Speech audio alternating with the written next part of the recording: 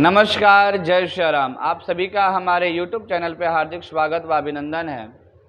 आज हम अपने इस पेज पर बात करेंगे कि जो भाद्रपद शुक्ल पक्ष की एकादशी तिथि है उसका व्रत 16 को रखा जाए या 17 को, और इसका शुभ पारण का बेला क्या है तथा इस विषय पे भी बात करेंगे। इस भाद्रपद शुक्ल पक्ष की एकादशी को परिवर्तनीय एकादशी ही क्यों कहा जाता है, वामन एकादशी ही क्यों कहा जाता है।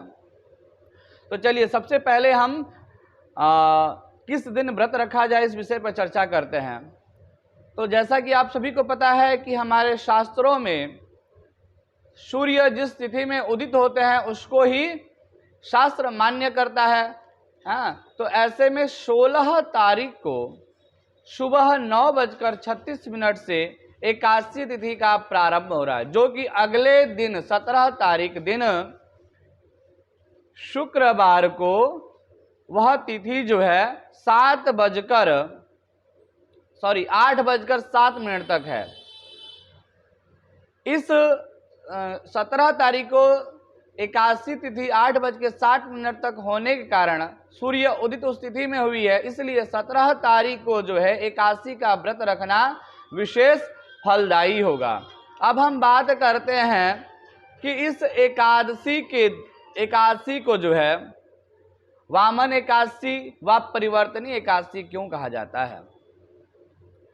तो आप सभी को पहले हम ये बताना चाहेंगे कि इस एकादशी को परिवर्तनीय एकादशी क्यों कहा जाता है।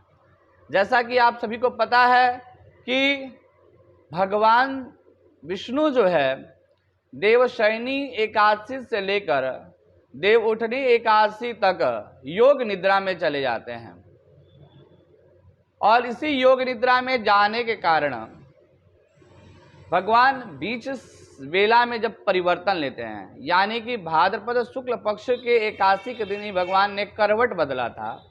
इसी करवट लेने के कारण, यानी अपने स्थान को परिवर्तन करने के कारण ही भाद्रपद शुक्ल पक्ष की एकादशी को जो है परिवर्तनीय एकादशी कहा जाता है। एक कथा एक और भी है, शास्त्रों में ऐसा वर्णन है कि आज भाद्रपद शुक्ल पक्ष की एकादशी के दिन ही भगवान का वामन अवतार हुआ था, तो इसलिए इस एकादशी को वामन एकादशी के नाम से भी हम सब कोई जानते हैं। अब बात करते हैं इस एकादशी के दिन क्या कुछ हमें करना चाहिए। एकादशी का जो व्रत हम करते हैं उस एकादशी के व्रत में हमें क्या कुछ ऐसा करना चाहिए कि जो एकादशी के व्रत का शास्त्रोक्त फल है वो हमें प्राप्त हो।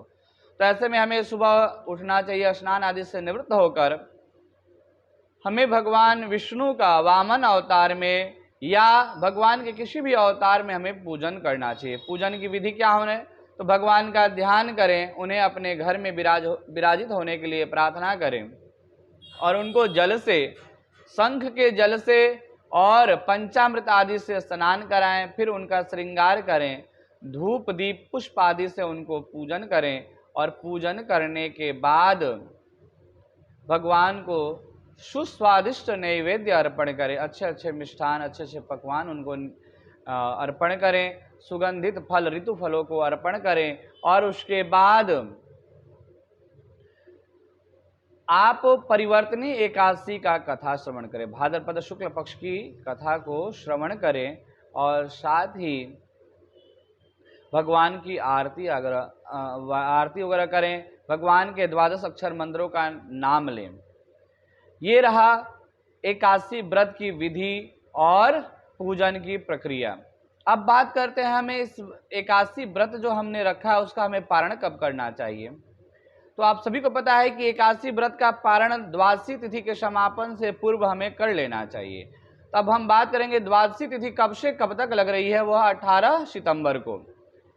तो चलिए बताना चाहूँगा 18 सितंबर दिन शनिवार को जो द्वादशी तिथि है वह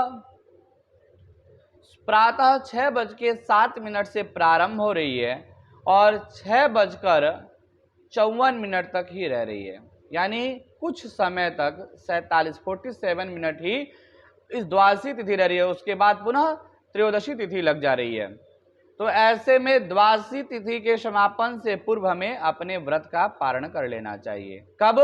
शनिवार को सुबह 6:07 से लेके सुबह 6:54 के मध्य में ही हमें अपने एकादशी व्रत का पारण कर लेना चाहिए।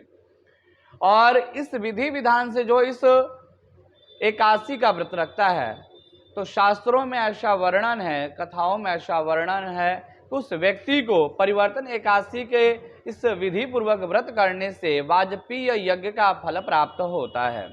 और जो व्यक्ति इस एकादशी के दिन भगवान वामन अवतार में पूजन करता है, भगवान के वामन अवतार स्वरूप का पूजन करता है, उसके जीवन में किए हुए जाने अनजाने का जो पाप होता है वह सब नष्ट हो जाता है और अंत में मृत्यु के बाद व्यक्ति को मोक्ष की प्राप्ति होती है। तो आज के इस वीडियो में इतना ही। मिलते हैं किसी नए वीडियो के साथ, तब तक के लिए आप सभी को नमस्कार। जय श्री राम।